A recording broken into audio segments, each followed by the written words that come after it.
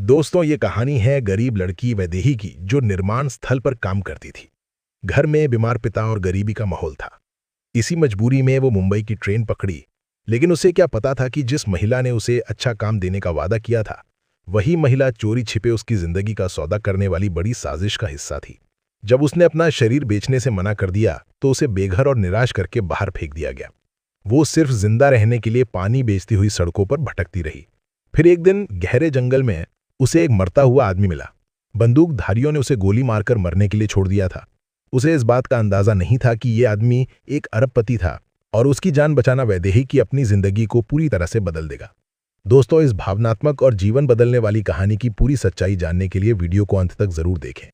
उत्तर प्रदेश राज्य में वाराणसी से थोड़ा दूर एक छोटा धूल भरा गांव था, हरियालीपुर। सुबह की पहली किरणें अभी भी पेड़ों की पत्तियों को भेद नहीं पाई थीं, लेकिन वैदेही 22 साल की पास के निर्माण स्थल पर पहले से ही मौजूद थी। उसके हाथ मिट्टी और सीमेंट की गांठ से सने हुए थे और उसकी पीठ पर रात के ओस की नहीं बल्कि अथक परिश्रम के पसीने की धार बह रही थी।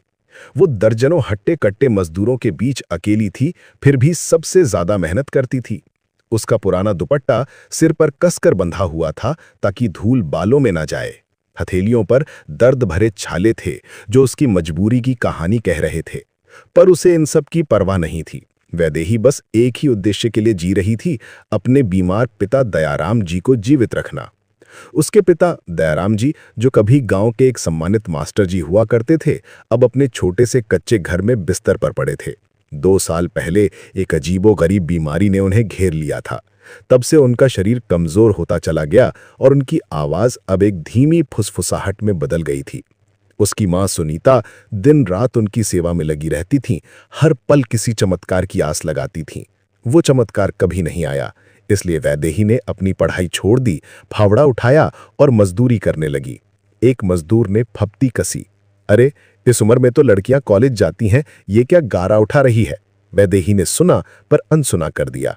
उसके माथे का हर पसीना उसके बाबूजी के लिए था। उसका हर छाला एक मूक प्रार्थना था और उसका कमाया हुआ एक एक रुपया सीधे दवाइयों और जरूरी राशन के लिए जाता था। तभी दोपहर की तपती धूप में काम की जगह के पास एक शानदार काली एसयूवी आकर रुकी। गाड़ी से एक महिला बाहर निकली। वो महंगी साड़ी, सोने के आभूषण पहने थी जो उसके हर कदम पर खनक रहे थे। उसके चेहरे पर महंगे सनग्लासेस थे जो बड़ी बड़ी हवेलियों और ऊंची इमारतों वाली जिंदगी की गवाही दे रहे थे। मजदूरों ने फुसफुसाते हुए कहा, वो देखो मैडम प्रिया। वैदेही ने ऊपर देखा, उसके हाथ अभी भी सीमेंट की बाल्टी पर जमे हुए थे। मैडम प्रिया सीधे उसकी ओर आई। तुम्हारा नाम क्या है? वैदेही। जी मैडम। वैदेही ने बाल्टी छोड़कर अपनी कमीज के दामन से धूल भरा चेहरा पोंछा। मैडम प्रिया ने उसे देखा। तुम मजबूत हो, मुझे ये गुण बहुत पसंद आया, और इस सीमेंट के बावजूद तुम बहुत सुंदर दिखती हो। मैडम प्रिया ने आगे बढ़कर कहा, अगर मैं तुम्हें कहूं कि मैं तुम्हारी जिंदगी बदल सकती हूं तो तुम क्या कहोगी? वैदेही ने पलकें झपकाई। मेरी जिंदगी? पर कैसे मैडम? मैं मुंबई में रहती हूँ, वो सपनों का शहर है। मैं वहां व्यापार करती हूँ और तुम जैसी मेहनती सुंदर लड़कियों की मदद करती हूँ। मेरे साथ चलो, मैं तुम्हें यहाँ के काम से 10 गुना बेहतर नौकरी दूंगी। तुम्हें फिर कभी ये ईंटें नहीं ढोनी पड़ेंगी। वैदेही के हाथों में कंपन शुरू हो गई। उसने कभी नहीं सोचा था कि कोई ऐसा वादा करेगा। क्या आप सच कह रही हैं मैडम? हाँ, मुझे तुम में काबिलियत दिखती है, मैडम प्रिया ने आश्वस्त किया। उस रात वैदेही खुशी से भागकर घर पहुंची। माँ, बाबूजी, मैडम प्रिया ने कहा कि वो मुझे मुंबई ले जाएंगी।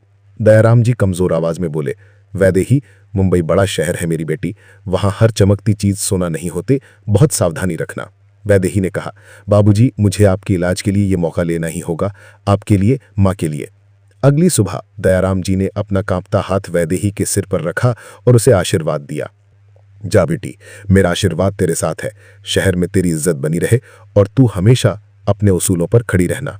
वैदेही ने उन्हें वचन दिया, मैं आपको गर्व महसूस कराऊंगी बाबूजी। जैसे ही एसयूवी मुंबई की तरफ बढ़ी, वैदेही ने पीछे मुड़कर अपने माता पिता को देखा जो धीरे धीरे छोटे होते जा रहे थे। उसे नहीं पता था कि सपनों का शहर खुली बाहों से उसका इंतजार नहीं कर रहा था, बल्कि उसे तोड़ने के लिए एक खतरनाक जाल तैयार कर रहा था। हरियालीपुर से मुंबई तक का सफर वैदेही के लिए आशा और उत्साह से भरा था। ट्रेन की खिड़की के बाहर भागते खेत और बदलती हुई दुनिया को देखकर उसका दिल जोरों से धड़क रहा था। उसने अपने छोटे से झोले से अपने बाबूजी दयाराम जी की एक पुरानी तस्वीर निकाली, धुंधली पर अनमोल। उसने तस्वीर को कसकर पकड़ लिया और फुसफुसाई, बाबूजी, बस कुछ ही महीने, फिर आपके इलाज के लिए मुंबई में इतना काम करूंगी कि आप जल्द ही स्वस्थ हो जाएंगे। उसकी आंखों में पहली बार आंसू नहीं बल्कि सुनहरे भविष्य का सपना चमक रहा था। जब ट्रेन ने मुंबई सेंट्रल स्टेशन पर सांस ली तो वैदेही चौंक गई। ये स्टेशन नहीं, जैसे इंसानों का एक बहता हुआ समंदर था। शोर, भागदौड़ और हर तरफ अनजानी भाषाएं। मैडम प्रिया ने उसे स्टेशन के बाहर खड़ी अपनी शानदार कार में बिठाया। जैसे जैसे कार शहर की ओर बढ़ी, वैदेही देखती रही। विशाल, आसमान छूती इमारतें, चमकती रोशनी और एक ऐसी गति जो उसके गांव की शांत जिंदगी से कोसों दूर थी। ये सचमुच सपनों का शहर था, जो अपनी भव्यता से डरा भी रहा था और मोहित भी कर रहा था। कार मुंबई के एक पॉश इलाके में एक आलीशान बंगले के सामने रुकी। बंगला बाहर से जितना शानदार था, अंदर से उतना ही खामोश और रहस्यमयी। वैदेही को लगा कि वो किसी राजा के महल में आ गई है।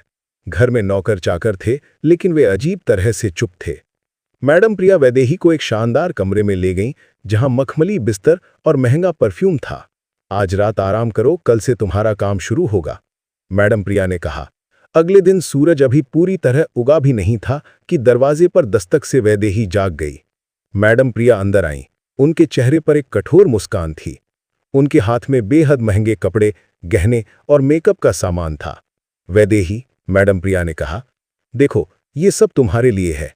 अब भूल जाओ वो सीमेंट और ईंटें। तुम्हारा काम बहुत आसान है। तुम्हें बस सुंदर दिखना है, मुस्कुराना है और कुछ बहुत बड़े अमीर लोगों से मिलना है। वैदेही को कुछ अजीब लगा। मिलना? कैसा मिलना मैडम? मेरा काम क्या होगा? मैडम प्रिया सोफे पर बैठ गईं। उनकी आवाज में अचानक से चालाकी भर गई। देखो, अब कोई नाटक नहीं। यहां पैसा ऐसे ही नहीं बरसता।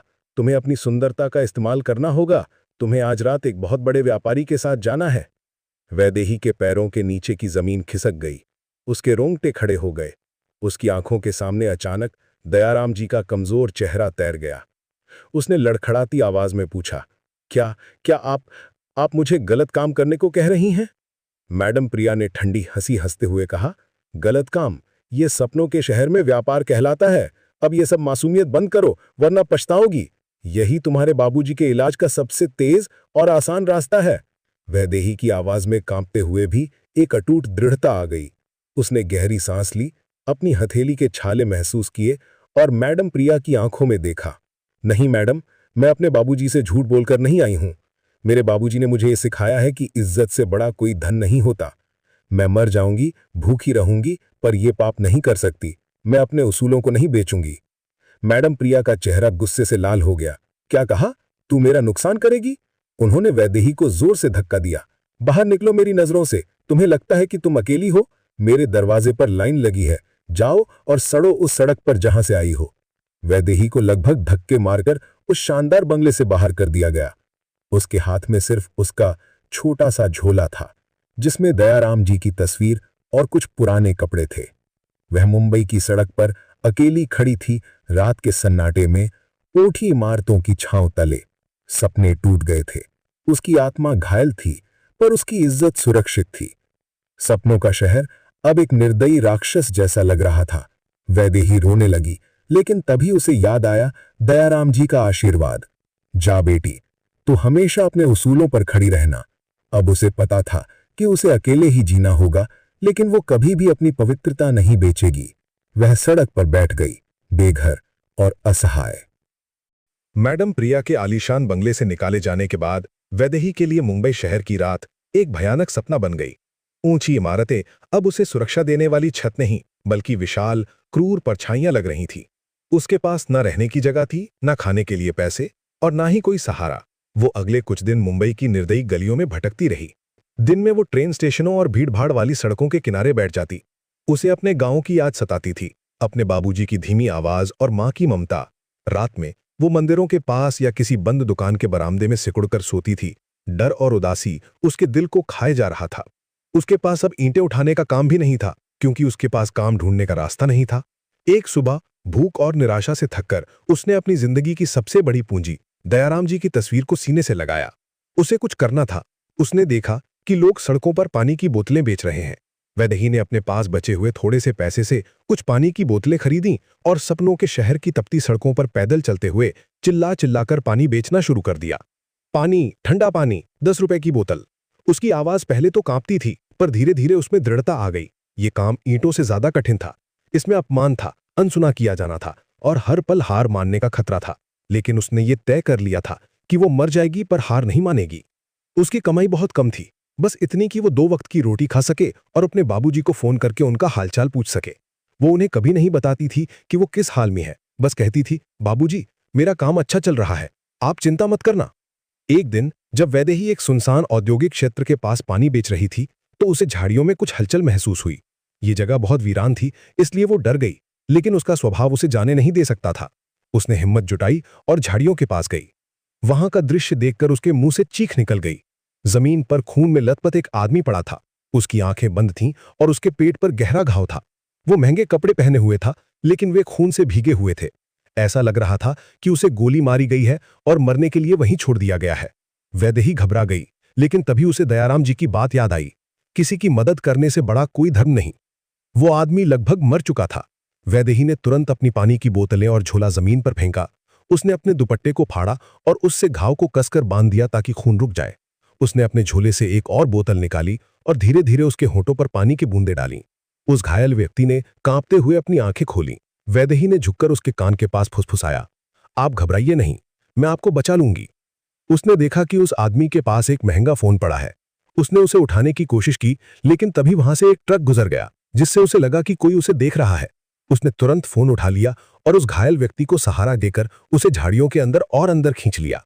वो आदमी कोई सामान्य व्यक्ति नहीं था। उसका नाम आर्यन मेहरा था, जो देश के सबसे बड़े और सबसे अमीर व्यापारी घरानों में से एक का वारिस था। उसे उसके कुछ प्रतिद्वंदियों ने धोखे से मारने की कोशिश की थी। वैदेही को नहीं पता था कि उसने सिर्फ एक आदमी को नहीं, बल्कि अपनी तकदीर को मौत के मुंह से निकाला था। आर्यन की सांसें तेज थीं और उसकी हालत बहुत नाजुक।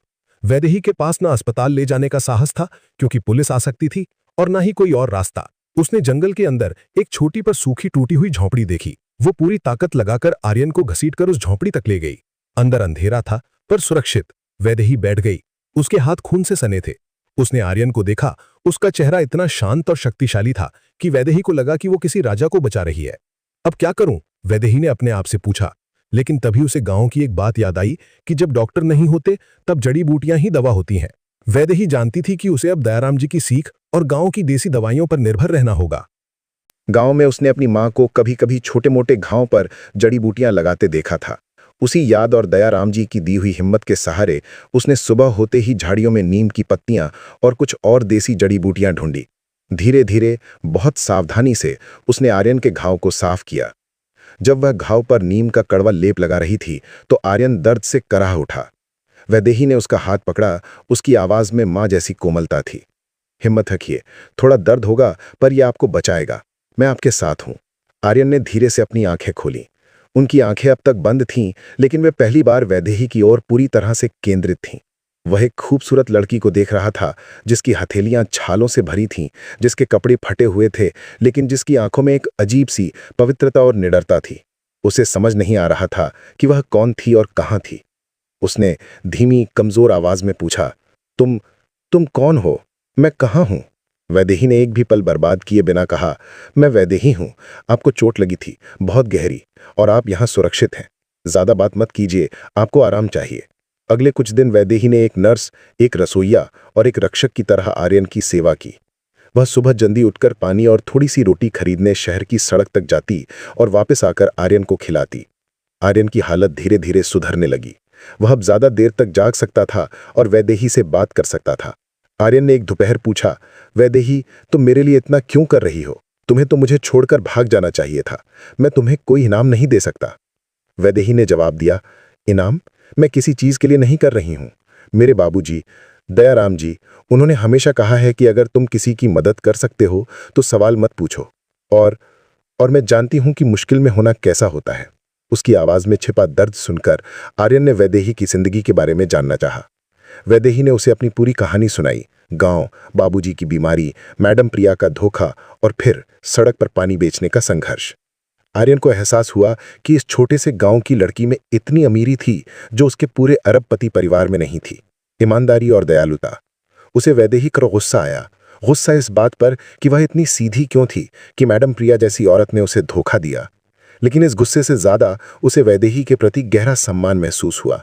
एक शाम जब सूरज अपनी आखिरी किरणें झोंपड़ी के अंदर फेंक रहा था, आर्यन ने वैदेही से कहा, वैदेही, मैं आर्यन हूं। मैं मुंबई के सबसे बड़े व्यापारिक घरानों में से एक का वारिस हूं। मुझे मेरे ही कुछ रिश्तेदारों ने मारने की कोशिश की थी। अगर तुमने मुझे न बचाया होता तो मैं आज जिंदा न होता। तुमने मेरी जान बचाई है। वैदेही ने सिर हिलाया। आपने जो किया वो मैंने अपने मन से किया। आर्यन ने पहली बार वैदेही के हाथों के छालों को देखा। वह जानता था कि इन हाथों ने न केवल ईंटें उठाई थीं बल्कि उसकी जान भी बचाई थी। उसने कसम खाई कि वह इस लड़की को वो सब कुछ देगा जिसकी वह हकदार थी।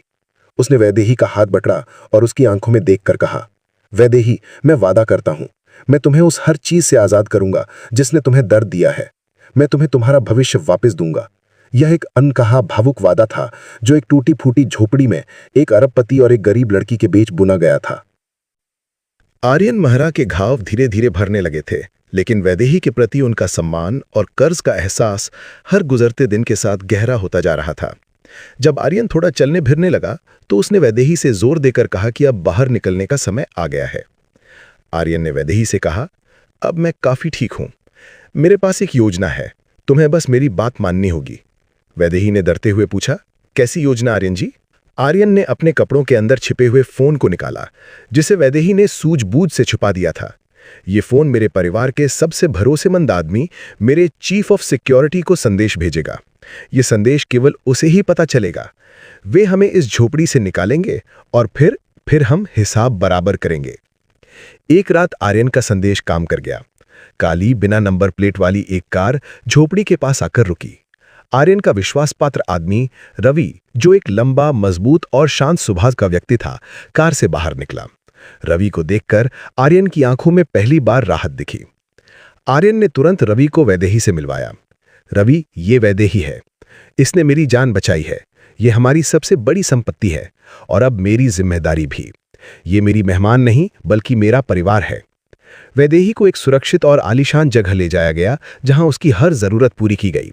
पहली बार उसने गर्म पानी से नहाया और साफ सुंदर कपड़े पहने, लेकिन उसके दिल में अभी भी एक ही चिंता थी, दयाराम जी। एक शाम जो आर्यन अब पूरी तरह से ठीक हो चुका था और वापस अपने व्यापार को संभाल रहा था, वैदेही के पास आया। उसने वैदेही के सामने एक लिफाफा रखा। वैदेही, आर्यन ने कहा, मैंने तुम्हें वापस लाने का वादा किया था। तुम्हारे बाबूजी दयाराम जी अब वाराणसी के सबसे अच्छे अस्पताल में हैं। उनकी बीमारी का इलाज शुरू हो गया है और मैडम प्रिया, उन्हें उनके कर्मों की सजा मिल चुकी है। उनका वो व्यापार हमेशा के लिए बंद कर दिया गया है। वैदेही की आंखों से आंसू बह निकले। ये खुशी के आंसू थे, ऐसे आंसू जिनका स्वाद जीत जैसा था। उसने लिफाफा खोला। उसमें अस्पताल के बिल भरे हुए थे और सबसे नीचे एक कागज पर लिखा था, ये हरियालीपुर के पास की जमीन है। वहां तुम्हारे लिए एक नया घर बनाया जा रहा है और तुम्हें अपने गांव की लड़कियों की मदद के लिए एक छोटी सी संस्था शुरू करने की जिम्मेदारी दी गई है।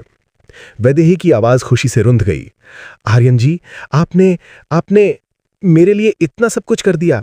मैं आपको कैसे धन्यवाद दूं? आर्यन मुस्कुराया।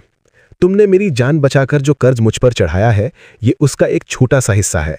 ये दान नहीं है वैदेही, ये तुम्हारी ईमानदारी और दयालुता का प्रतिफल है। तुमने अपनी इज्जत नहीं बेची और इसी ने तुम्हें ये तकदीर दी है। कुछ हफ्तों बाद वैदेही अपने गांव हरियालीपुर वापस लौटी, लेकिन अब वो वही टूटी हुई मजबूर लड़की नहीं थी। स्टेशन पर उसकी माँ और दयाराम जी, जो व्हीलचेयर पर थे पर अब मुस्कुरा रहे थे, उसका इंतजार कर रहे थे। वैदेही ने दौड़कर उन्हें गले लगा लिया। बाबूजी, माँ। दयाराम जी ने अपनी बेटी के माथे को चूमा। उनकी आवाज अब पहले से ज्यादा मजबूत थी। मेरी बेटी वापस आ गई। मुझे तुम पर गर्व है। तुमने शहर में जाकर भी अपने उसूल नहीं बेचे। वैदेही ने अपने बाबूजी के हाथों को छुआ, जो अब इलाज के कारण पहले से ज्यादा गर्म थे। उस पल उसने समझा कि सपनों का शहर मुंबई नहीं था, बल्कि वो उम्मीद थी जो उसके दिल में थी, और वो ईमानदारी थी जिसे उसने हर मुश्किल में बचाए रखा। दोस्तों, वैदेही की कहानी हमें यही सिखाती है कि अगर हम अपनी नैतिकताओं पर डटे रहें तो नियति भी हमें हमारे कर्तव्यों और अच्छे कर्मों का फल जरूर देती है। याद रखिए, आपके चरित्र की पूंजी दुनिया की किसी भी दौलत से बड़ी होती है। जब आप ज़मीर को साफ रखते हुए कड़ी मेहनत करते हैं, तो आपकी वो सच्चाई एक दिन चमत्कार बनकर वापस आती है। दोस्तों, आपको ये कहानी कैसी लगी? अपनी राय हमें कमेंट में ज़रूर बताइए। अगर कहानी अच्छी लगी हो तो वीडियो को लाइक कीजिए और अपने दोस्तों के साथ शेयर करना न भूलिए।